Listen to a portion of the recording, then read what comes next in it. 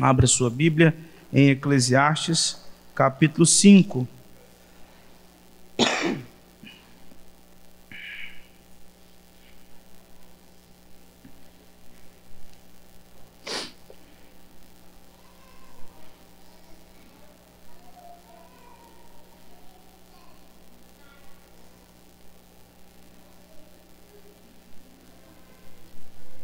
Eclesiastes capítulo 5, os versículos de 1 a 7.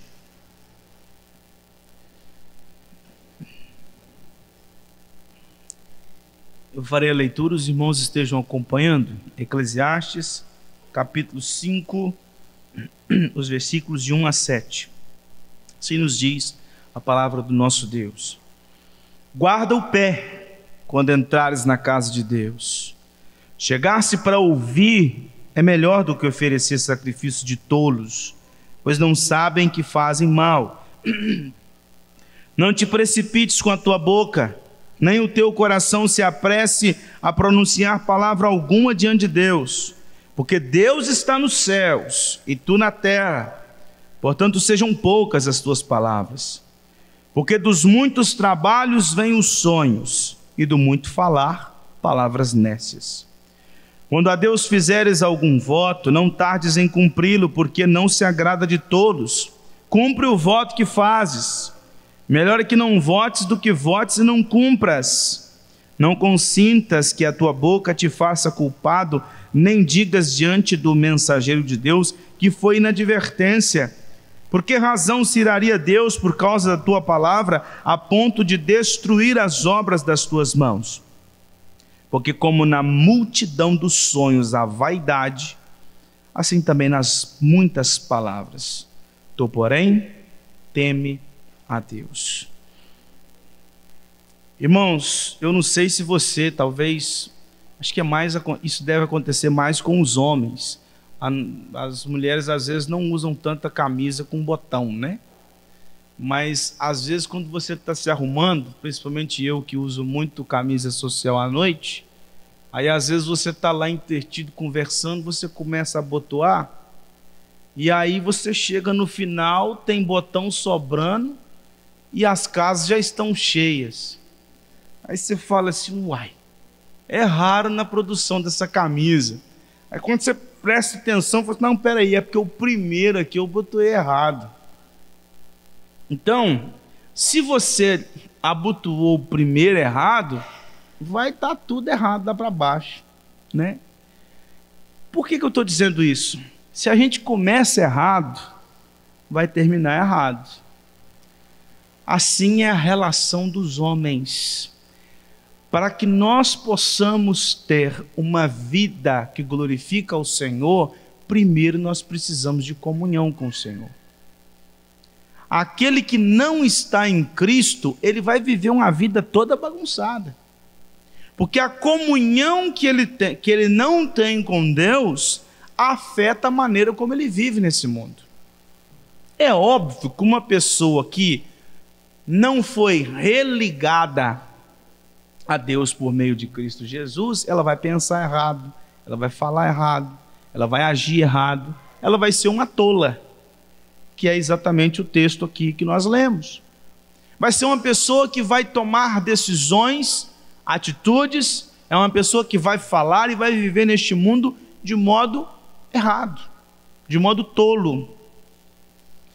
E aí nós entendemos à luz deste texto que para nós cultuarmos ao Senhor do jeito aceitável, nós precisamos estar em harmonia com esse Senhor.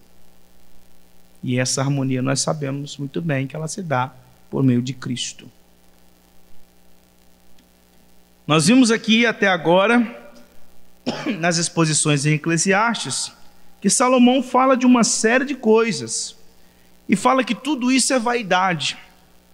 Ele fala que o conhecimento é vaidade, ele fala que o trabalho é vaidade, ele fala que uma série de coisas é vaidade. E ele diz, vaidade de vaidades, tudo é vaidade. A vida é uma mesmice. E a vida numa perspectiva debaixo do sol não faz sentido. Você vive sem razão, sem direção, sem condições de viver uma vida que satisfaz, porque a satisfação está em Deus. Quando chega agora no capítulo 5, Salomão vai falar sobre algo que não é vaidade, sobre algo que não é vapor, sobre algo que dura para sempre. E este algo que dura para sempre é o culto, é a adoração. Nós que uma vez fomos alcançados pelo poder regenerador do Espírito, nós que fomos redimidos pelo poder de Cristo Jesus, nós que fomos aceitos como filhos de Deus, nós temos uma comunhão com o Senhor. E essa comunhão que começou aqui, ela perdurará pela eternidade. Nós adoramos ao Senhor aqui e nós adoraremos por toda a eternidade.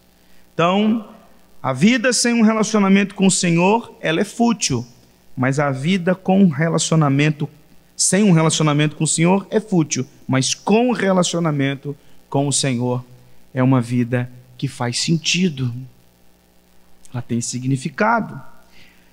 E hoje, irmãos, o sermão vai falar sobre algo que eu particularmente gosto muito.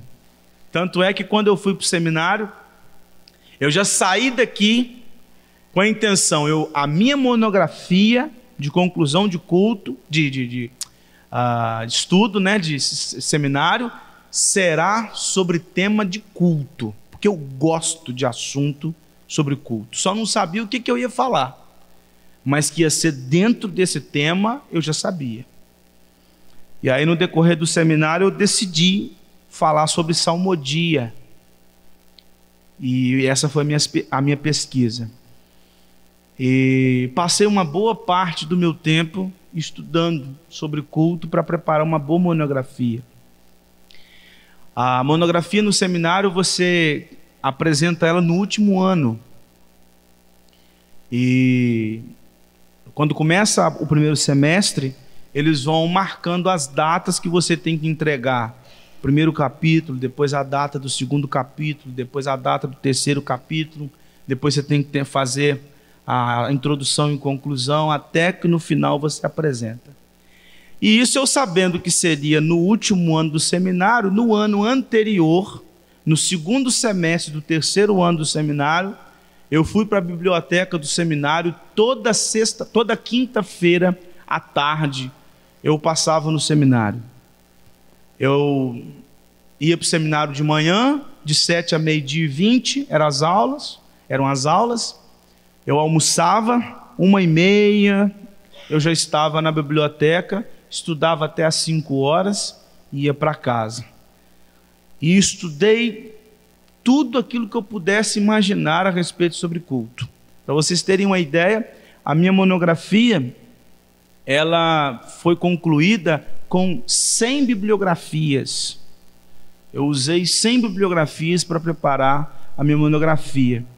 Quando eu apresentei minha monografia no presbitério, a crítica que eu recebi foi excesso de material.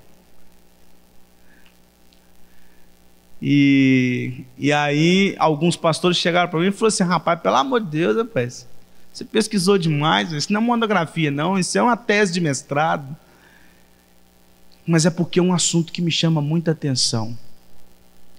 E o primeiro capítulo da minha monografia, porque eu ia trabalhar sobre culto, sobre salmodia, né, e tem a ver com culto, eu precisei falar sobre o que é o culto. Irmãos, uma coisa que me chama muita atenção no seminário é o seguinte: sabe quando que a gente faz teologia do culto, que é uma disciplina? No último ano. E sabe por que a gente estuda a teologia do culto só no último ano? Porque primeiro você tem que estudar todas as teologias sistemáticas, você tem que estudar sobre a pessoa de Deus, a pessoa do Filho, a pessoa do Espírito Santo, você tem que entender o que é a Escritura, você tem que aprender a fazer exegese do Antigo Testamento, exegese do Novo Testamento. Você tem que entender uma série de coisas, e quando chegar no final, depois de toda essa bagagem, é que você vai fazer teologia do culto. Por quê? Porque o seminário está mostrando para o aluno o seguinte: antes de entender o que é culto, você precisa entender por que nós cultuamos e a quem nós cultuamos. Não dá para chegar no primeiro ano fazendo teologia de culto, com todo o respeito do mundo, tendo apenas uma bagagem de escola bíblica dominical. Você precisa se aprofundar no conhecimento da Escritura. Então, isso me chama a atenção. Culto é algo muito sério. E como eu gostaria que a igreja tivesse uma percepção de culto, de como que a Escritura fala. E hoje estudar um sermão como esse, para poder pregar, o meu coração fica um pouco mais, queima um pouco mais do que os outros textos. Porque culto é um assunto incrível. Mas eu fico muito triste porque é um assunto que a igreja menos conhece. É algo que a igreja mais faz, mas é algo que ela menos conhece. O que é culto? O que nós fazemos nesse momento aqui? E Salomão ele vai traçar algumas coisas para nós. Ele fala que o culto tem que ser racional. Ele fala que nós precisamos entender a natureza da adoração. Ele fala que nós precisamos nos portar de um modo adequado. Ele fala que nós precisamos tomar cuidado com as nossas palavras. Ele fala que a gente precisa tomar cuidado com a nossa disposição no culto. Ele fala que nós precisamos tomar cuidado com o ouvir. Ele fala, vocês têm que ouvir mais no culto do que falar.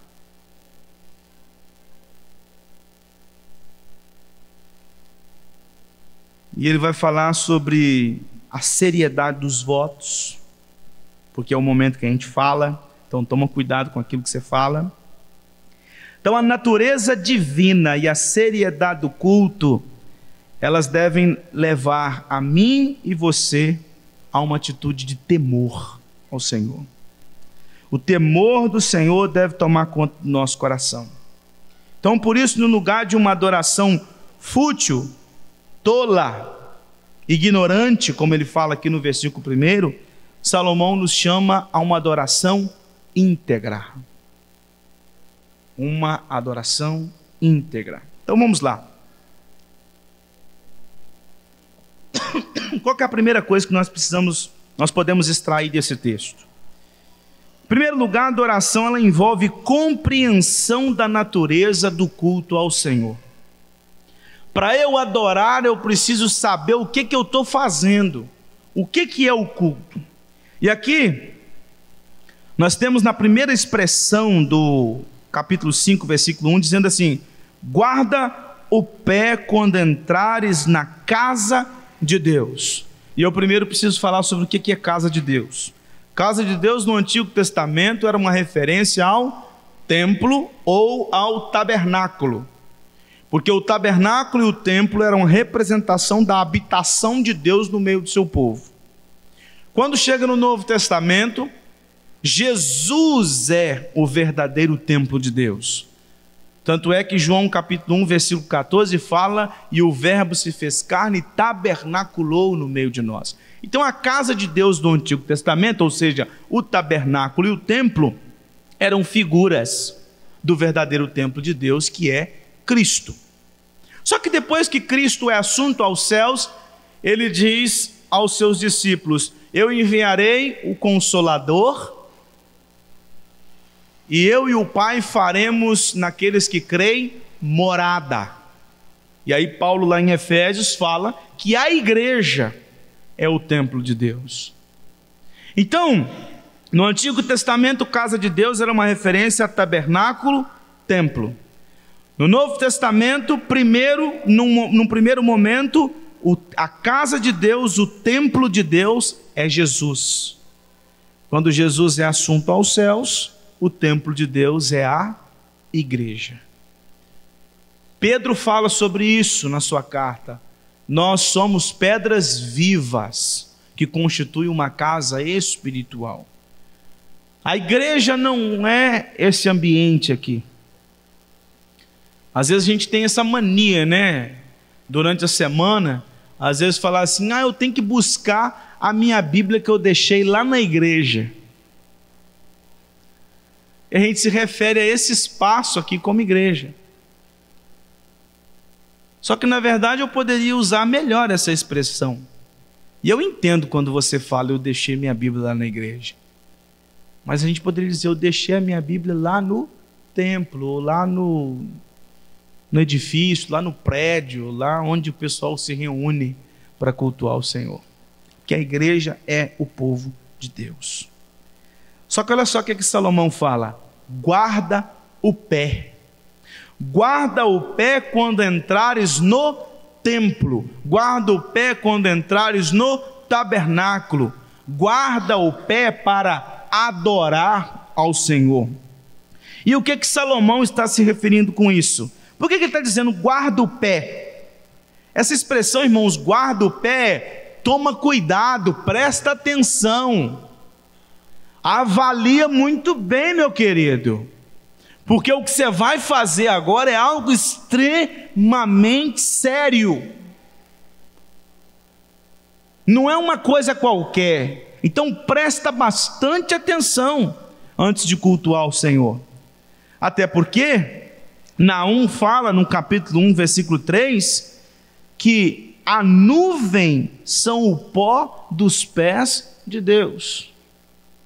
Lá em Salmo 113, versículos 5 e 6, diz assim: quem há semelhante ao Senhor nosso Deus, cujo trono está nas alturas, que se inclina para ver o que se passa no céu e sobre a terra. Quando Moisés viu aquela sarça ardendo, e ele se aproxima daquela sarça, ele escuta uma voz: presta bastante atenção, tira as sandálias, porque a terra onde você está é santa. Sabe o que tudo isso está querendo dizer? Irmãos, o culto é algo muito sério. O culto é a coisa, e com todo respeito com a expressão coisa, é a coisa mais séria que você faz debaixo do sol. O culto vai acima de qualquer coisa. O culto é muito mais sério do que você ter uma reunião com o governador do estado, do que você ter uma reunião com o presidente da república. É muito mais sério que você adentrar qualquer palácio desse mundo. Porque o culto é o momento onde nós entramos na presença do Rei do Universo. O culto é um momento onde nós, finitos, nos aproximamos do infinito. O culto é um momento onde nós, criaturas pecadoras, nos achegamos diante de um Deus santo, que as bases do limiar tremeram à voz do que clamava: santo, santo, santo é o Senhor dos exércitos.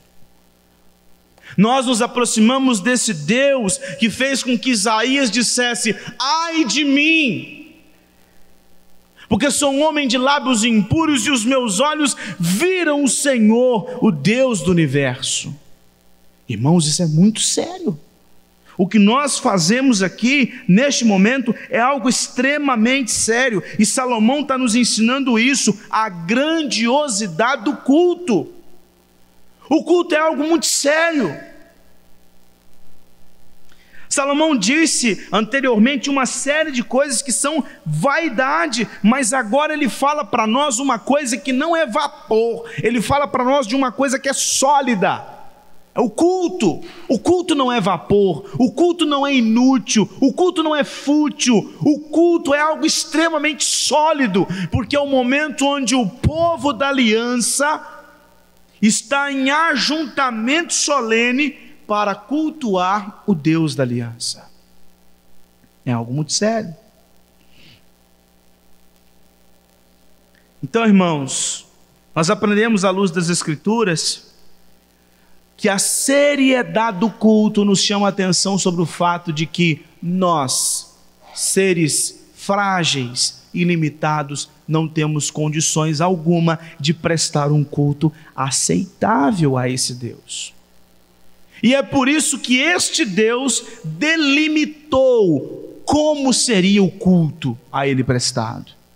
Deus definiu como prestar culto. Se você, por exemplo, tirar um tempo durante essa semana e ler o livro de Levíticos, você ficará extremamente assustado com a riqueza de detalhes em relação aos sacrifícios. E os sacrifícios ali nada mais eram do que culto.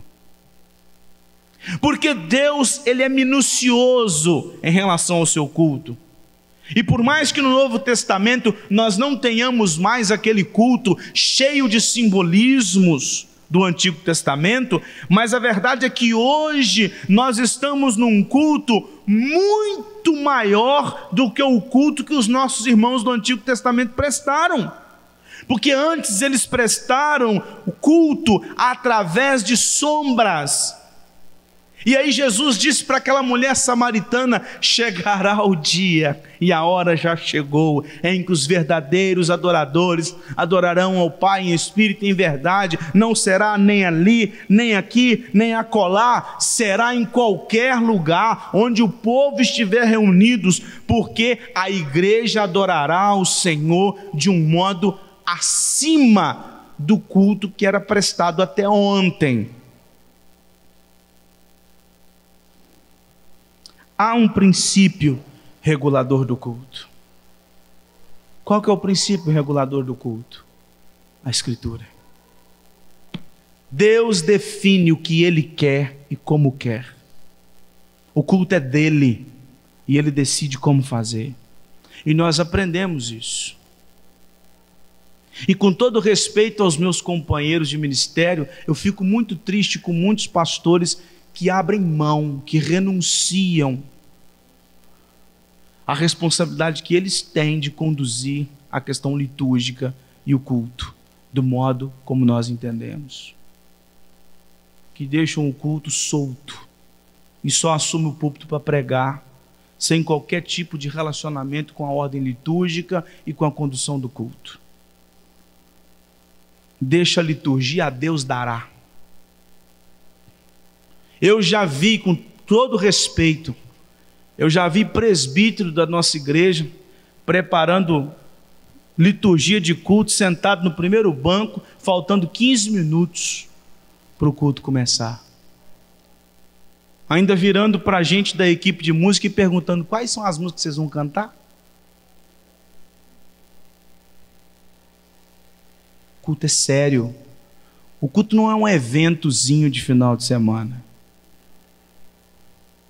O culto é a igreja diante do seu Criador, diante do seu Redentor. É algo muito sério. Tão sério, irmãos, que Deus rejeitou a oferta de Caim.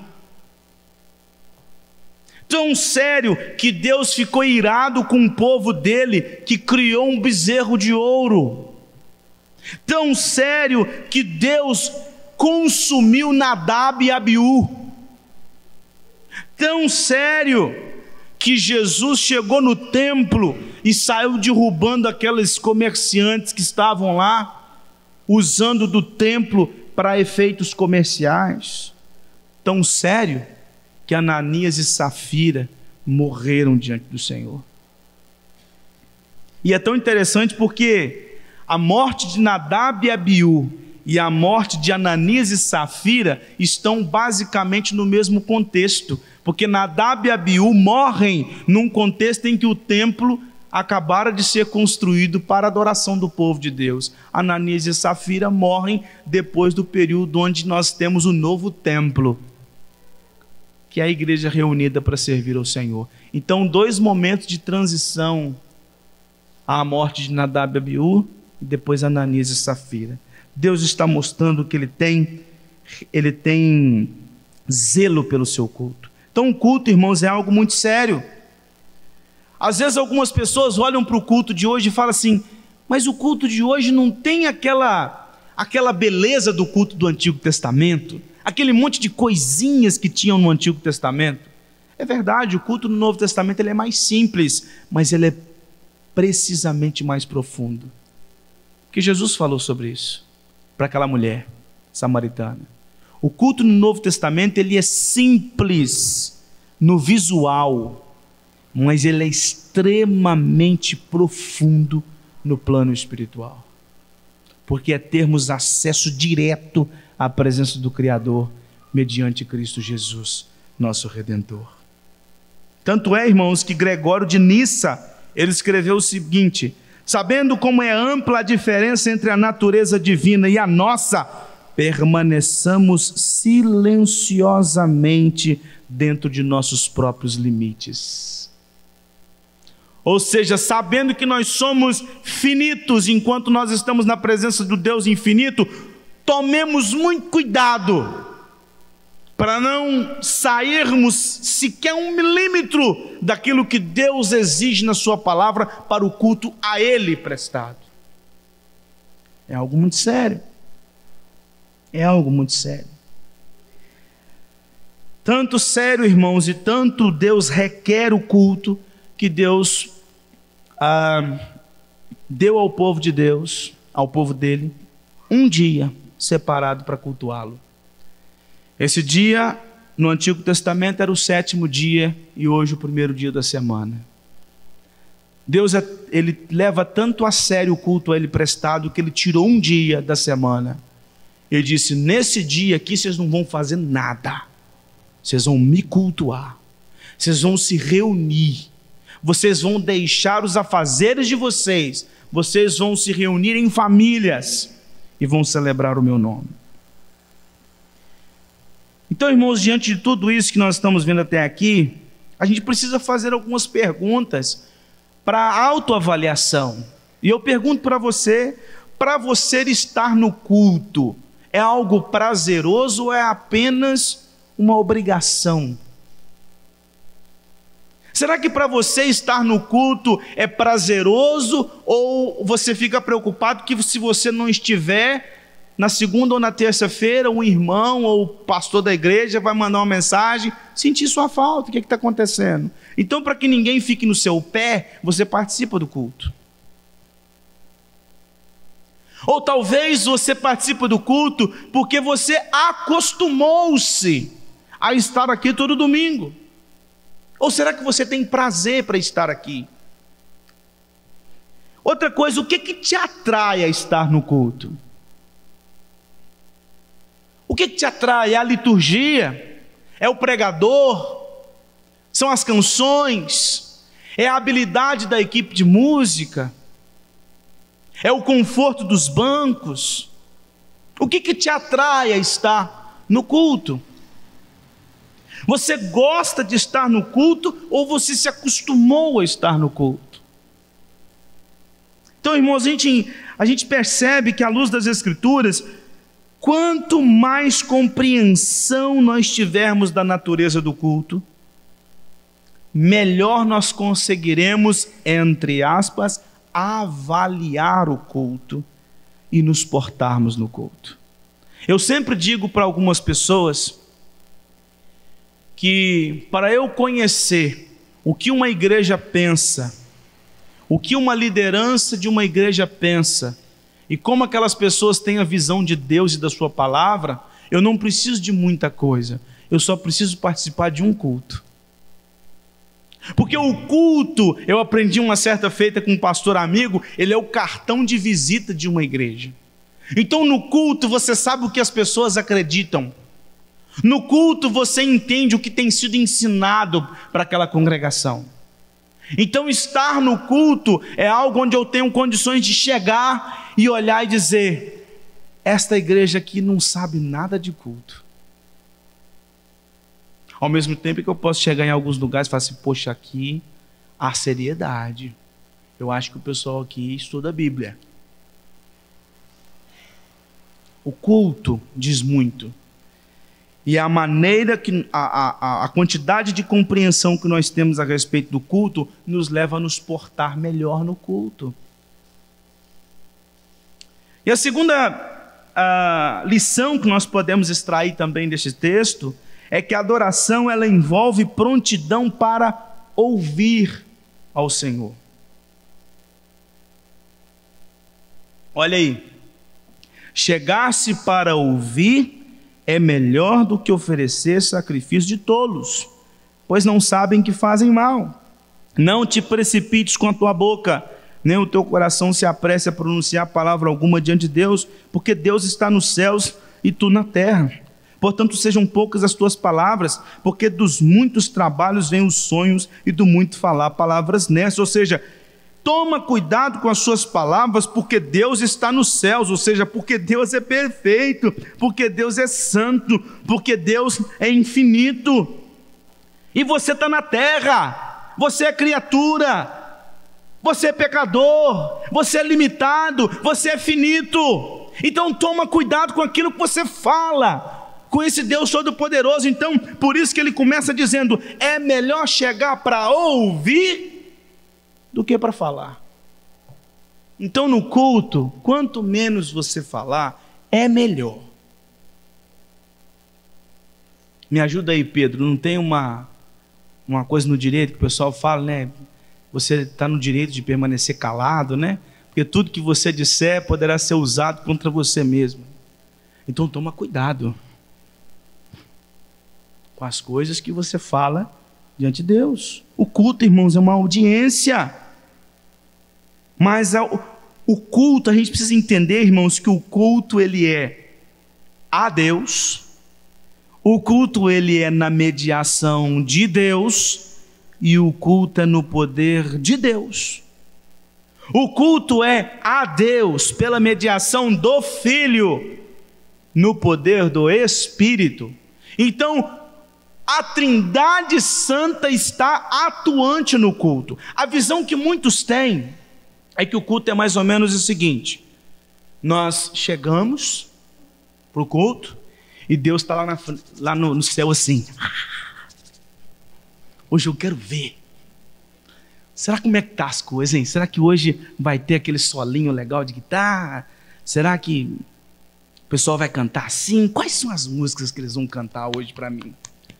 A gente tem aquela sensação de que Deus está lá parado, ansioso para ver se a gente faz alguma coisa nova, sabe? A gente tem aquela sensação de que a gente quer de alguma forma impressionar a Deus. Então, nessa vontade de impressionar a Deus, a gente cria uma série de mirabolâncias litúrgicas, porque a gente quer impressionar. Nós, finitos, pecadores, miseráveis, querendo impressionar o Criador de todas as coisas, o infinito. É Ele que está conduzindo todo o culto, é Ele que está fazendo tudo. Nós estamos aqui sendo instrumentos nas mãos dEle para a glória dEle, porque Ele é quem está sendo cultuado, Ele quem está atuando para que o culto seja do jeito dEle, pelo poder do Espírito dEle. Porque se Ele sai de cena e fica esperando a gente dos céus, cada um vai para a sua casa cuidar da sua própria vida.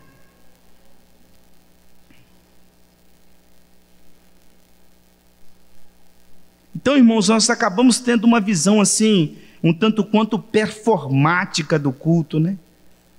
E aí por isso que muitos têm muita paciência de cantar por 1 hora, mas não conseguem ouvir um sermão por 1 hora.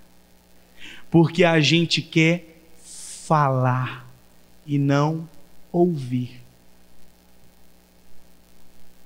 Não é assim geralmente? Em nossos diálogos, a gente conversa com o outro já esperando a possibilidade de a nossa parte chegar para falar.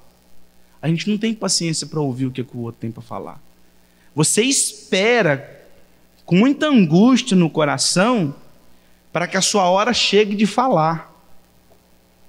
E assim é no culto.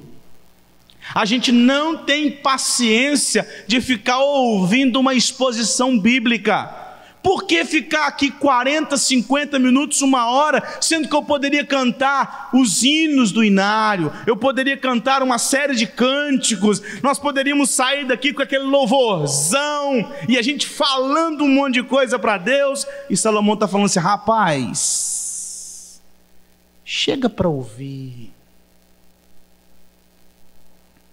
Chega para ouvir. Ouvir é melhor do que falar. Até porque quando se fala, tem um ditado aí popular, quem fala muito dá bom dia a cavalo. Eclesiastes 10, versículo 14 fala: o estudo multiplica as palavras, ainda que o homem não sabe o que sucederá, e quem lhe manifestará o que será depois dele. É por isso que Tiago, na sua carta, no capítulo 1, versículo 19 a 21, ele diz assim: sabeis estas coisas, meus amados irmãos, todo homem, pois seja pronto para ouvir, tardio para falar, tardio para se irar, porque a ira do homem não produz a justiça de Deus. Portanto, despojando-vos de toda impureza e acúmulo de maldade, acolhei com mansidão a palavra em vós implantada através do ensino, a qual é poderosa para salvar a vossa alma. Então toma cuidado. A gente precisa se portar de maneira aceitável diante do Senhor. Guarda o teu pé, se porte adequadamente. Alguns, irmãos, é triste a gente ver isso aqui da frente. Alguns, na hora que tem para cantar, não canta. Alguns que na hora de orar, não oram. Outros que na hora do sermão, tiram o tempo para tirar soneca. Outros que estão mais preocupados com as crianças no culto. E eu já falei com várias pessoas, criança não me atrapalha a pregar. O que me atrapalha são os adultos que deixam de prestar atenção no sermão para ficar vendo o que a criança está fazendo, ou o que o pai está fazendo ou deixando de fazer. Porque eu já fui pai de criança pequenininha, e uma das coisas mais chatas que tem é você ir lá para trás, ficar com seu filho no colo, balançando, porque ele é criança. Eu vou esperar o que dele? Ele é criança. E o pessoal da igreja fica assim, um olho no pastor e um olho no pai que está lá atrás. Um olho no pastor, um olho no pai que está lá. Presta atenção no sermão. Deixa o pai, a mãe cuidar do filho. Sabe o que isso significa? As pessoas fazendo isso, ela está dizendo o seguinte: está mais interessante ver a brincadeira da criança do que ouvir a palavra de Deus. Está mais interessante ver a brincadeira dela do que ouvir a exposição bíblica. Outros que prestam culto já na expectativa do café depois do culto. Eu estou aqui, mas eu não vejo a hora do culto acabar para poder tomar aquele chá, aquele café, para ir para a pizzaria. Então o culto é uma tabela para ir para algum lugar. É igual aquele jovem ou aquela moça que vai para o culto para procurar um namorado. Ela não está ali para cultuar o Senhor, ela está ali para poder passar o olho e ver o que agrada. Entendeu?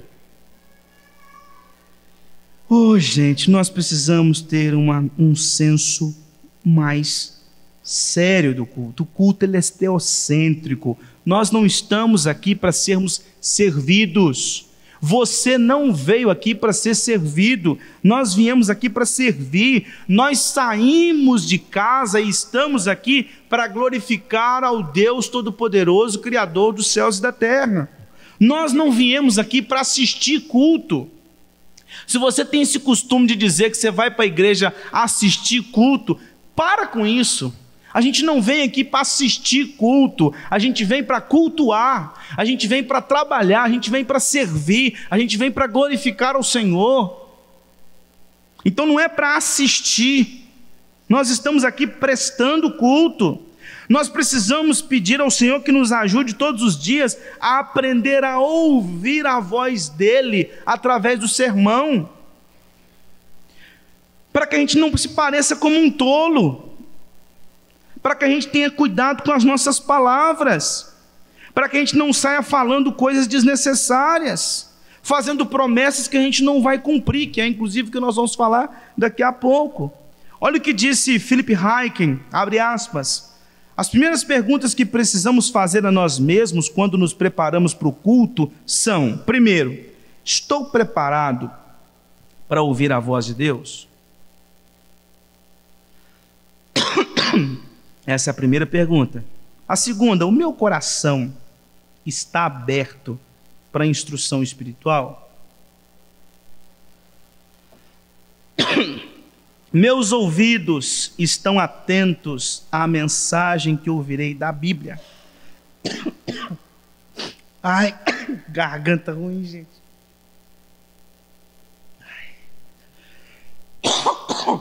Ai, ai. Então vamos lá. Ai.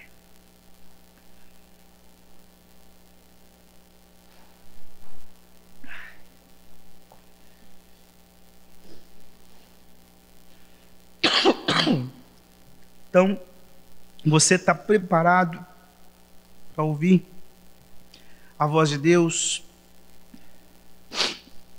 Você se prepara em família para ouvir a voz do Senhor? Você se prepara em casa para cultuar o Senhor? Você se prepara para estar aqui ouvindo a exposição da Escritura? Você se prepara na hora do prelúdio para cultuar ao Senhor?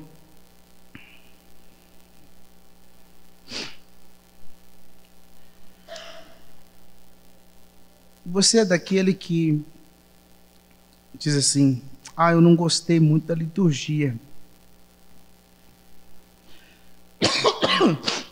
Eu acho que a gente poderia ter cantado mais. Eu acho que o sermão poderia ter sido menor. Eu acho que a ordem litúrgica poderia ter sido outra.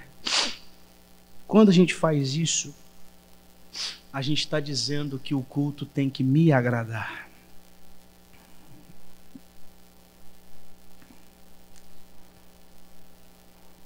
Charles Spurgeon pastoreava a Catedral Metropolitana de Londres.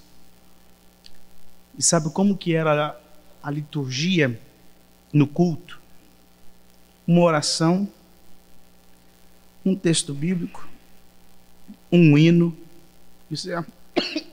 e sermão. E Spurgeon pregava por cerca de 1h, 1h15. E a história conta que as pessoas, elas vinham para o culto e elas ficavam penduradas na janela para ouvir Spurgeon pregar. Elas ficavam, lotava a Catedral Metropolitana de Londres. Então, irmãos, algumas pessoas pensam que elas precisam influenciar a liderança da igreja para mudar o culto, para que o culto seja um culto mais animado na mentalidade delas.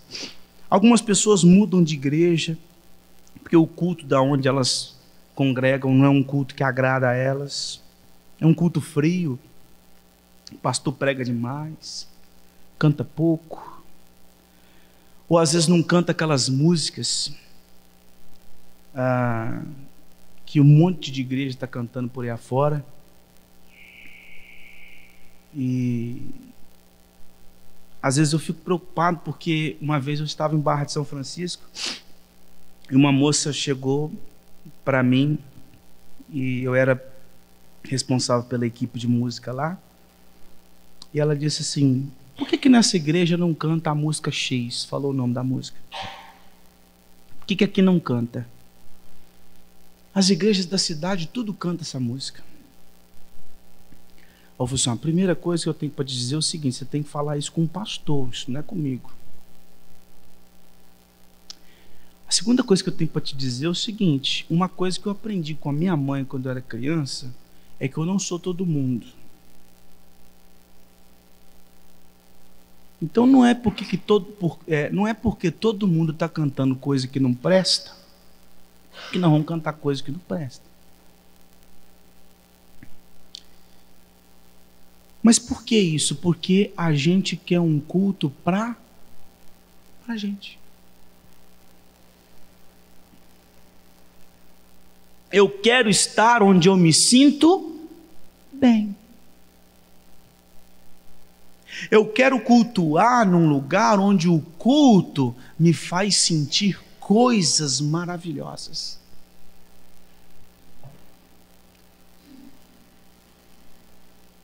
Falta teologia do culto. Ouvimos essa palavra de Salomão lá no Provérbio capítulo 30, versículo 5. Toda a palavra de Deus ela é pura. Então, se a palavra de Deus ela é pura, a gente tem que se agradar de ouvir. A gente tem que ver como Maria, que sentou aos pés de Jesus para ouvir de Jesus. A gente tem que fazer como Pedro, que disse, Senhor, só Tu tens as palavras da vida eterna. A gente precisa ouvir o sermão com atenção. A gente precisa manter a Bíblia aberta para comparar na Escritura. A gente precisa não se deixar distrair com facilidade. A gente precisa ouvir o sermão com o coração receptivo. E o maior exemplo, irmãos, que nós temos... Uma balinha. Obrigado. Vai ajudar um pouco. Vamos lá. Então, se eu ficar assim um pouco meio assim, você não fica tranquilo. Tá bom? Então, ouça com o coração receptivo. Jesus nos ensinou a não ficarmos falando como os pagãos. Como os pagãos. A Bíblia diz, se alguém não tropeça no falar, é perfeito varão. E Jesus é o perfeito varão. E é por isso que a gente confia na mediação dele, para que o culto seja aceitável ao Senhor. E agora a parte final, os versículos 4 a 7, onde Salomão nos ensina que a adoração envolve cuidado nos votos ao Senhor. Veja aí, versículo de 4 a 7. Peço aos irmãos para que leiam para mim, de 4 a 7, enquanto isso eu vou dando uma balangada aqui nessa bala. Vai lá.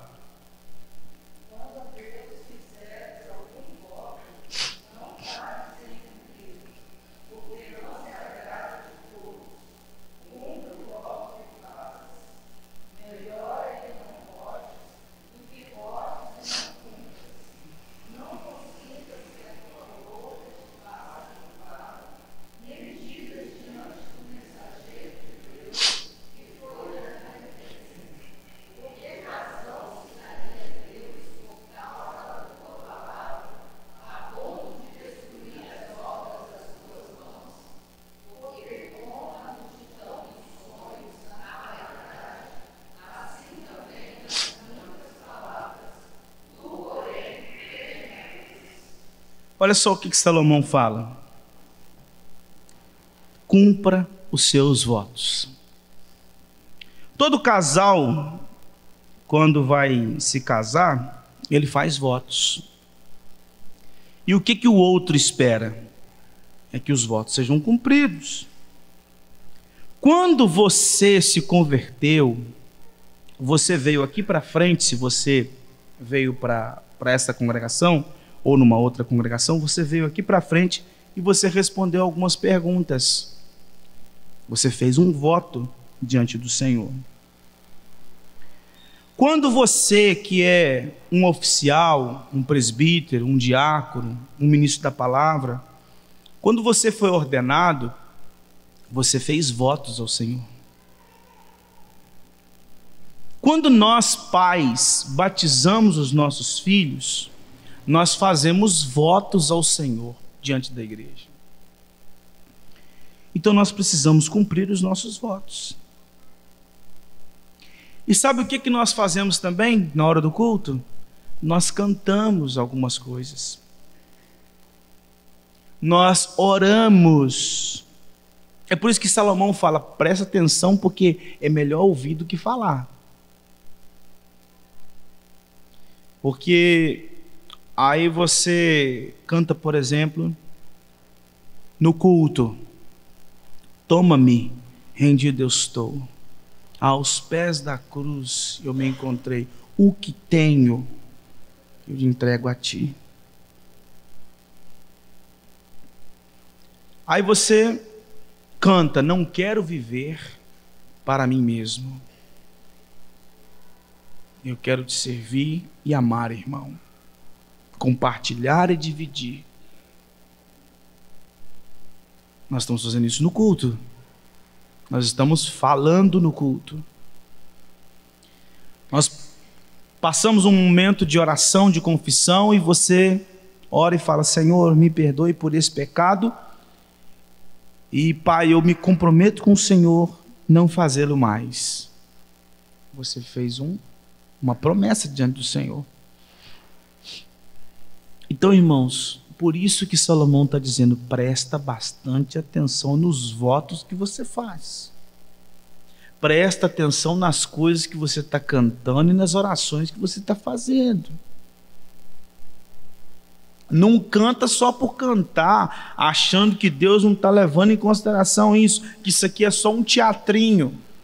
Não, aqui é algo muito sério. Olha o que disse Derek Kidney: a pessoa bem intencionada que gosta de cantar e que chega alegre na igreja, mas que ouve apenas com um ouvido e que nunca chega a fazer o que se ofereceu a fazer para Deus, ela é tola. Philip Ryken diz o seguinte: estamos sendo sinceros com aquilo que dizemos quando nos levantamos e adoramos na casa de Deus? É fácil ler um salmo, ou cantar um hino, ou confessar um credo sem refletir sobre o seu significado. Às vezes, até mesmo uma oração pode se tornar desprovida de oração. A simples repetição de palavras piedosas não significa que nossas palavras vêm de um coração piedoso. E ele também fala: essas exortações de Salomão são para pessoas que realmente vão à igreja, mas que às vezes têm dificuldade de prestar atenção, cujos pensamentos vagueiam quando oram e que são cheias de boas intenções em relação a servir a Deus, mas que têm dificuldade de realizá-las. Trata-se de pessoas que sabem que precisam se envolver na evangelização, mas que normalmente encontram alguma desculpa para não participar do ministério neste momento. Iniciaram um programa sério de estudo bíblico pessoal já uma dezena de vezes, mas nunca o concluíram. Tentaram prestar atenção na igreja, mas normalmente passam a metade do tempo pensando na semana seguinte. É por isso que Tiago diz: tornai-vos, pois, praticantes da palavra, e não somente ouvintes. Ponha em prática, porque a parte final ele diz assim: tu, porém, teme a Deus. O voto que você faz a Deus. E temor ao Senhor é reconhecer que nós estamos aqui diante de um Deus poderoso, majestoso, sublime, excelso. Então, tudo que eu faço aqui precisa ser muito bem pensado. Nós estamos diante do Rei do Universo. Então, irmãos, a gente precisa se preparar melhor para prestar culto ao Senhor. Mas graças a Deus que em Cristo Jesus nós podemos prestar um culto aceitável. Nós não temos condições de cultuar ao Senhor do jeito que Ele requer. E é por isso que Ele nos deu Cristo. Lá em Hebreus fala que Jesus canta com o seu povo no meio da congregação. Lá em Hebreus fala que nós podemos entrar na presença do Senhor confiados no sangue de Cristo Jesus. Por isso que quando nós começamos o culto, nós sempre oramos dizendo que a mediação de Cristo é que fará com que esse culto seja aceitável. Nós nunca conseguiremos prestar um culto aceitável a Deus sem Cristo. Às vezes a gente, por mais sincera que seja a sua oração, talvez fale assim: Senhor, me ajude a prestar um culto aceitável ao Senhor. Eu te ajudo em Cristo. Somente Cristo. A gente nunca vai conseguir preparar um culto, organizar um culto de modo aceitável ao Senhor. Nem a parte externa, estrutural, como a liturgia, nem a disposição do nosso coração. Porque a liturgia são palavras num papel que a gente segue. Mas e a disposição? Talvez a liturgia esteja dentro do princípio regulador de culto, mas e a disposição do coração? Não é só a liturgia estar bem preparada, mas é a disposição do culto. Então, por isso que nós devemos confiar na obra de Cristo Jesus, porque Ele cumpriu seus votos. Ele não brincou com coisa séria. Ele pagou por todos os nossos crimes. Ele se colocou como nosso mediador e o nosso intercessor diante de Deus. E por isso que eu e você podemos chegar aqui todo domingo à noite e sentar nos bancos confiados que Deus vai aceitar o culto que nós vamos prestar, não porque a gente é bom e competente, mas porque Jesus está à frente e graças a Ele o culto é aceitável.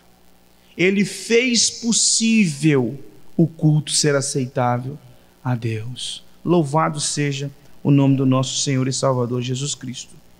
Por isso que lá em Hebreus, capítulo 13, versículo 15, o autor disse: por meio de Jesus, pois, ofereçamos a Deus sempre sacrifício de louvor, que é o fruto de lábios que confessam o seu nome. E eu gostaria de concluir esse sermão com uma paráfrase feita pelo T.M. Moore sobre esses versículos de 1 a 7 que nós lemos aqui. E eu gostaria que você prestasse bastante atenção. É uma paráfrase, tá? Do texto que nós lemos. Olha como que ele escreveu: como as pessoas são insolentes e desonestas com a sua religião.